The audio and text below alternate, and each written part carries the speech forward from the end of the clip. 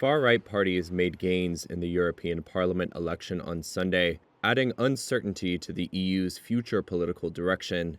Exit polls projected centre, Liberal, and Socialist parties would retain a majority in the 720-seat parliament, but would lose some 28 seats.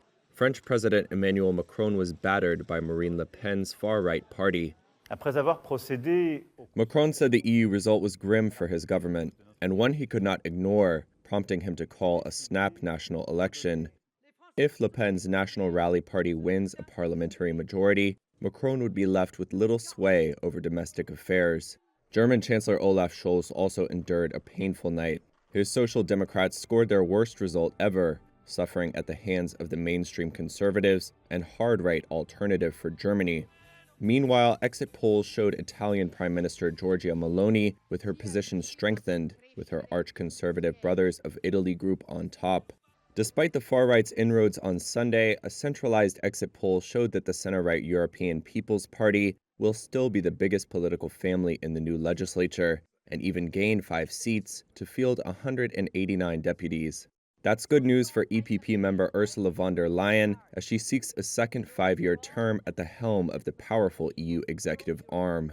As results came in, von der Leyen was quick to present herself as a shield against extremes. The center is holding.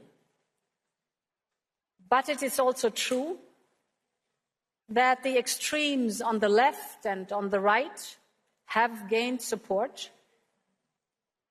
And this is why the result comes with great responsibility for the parties in the center.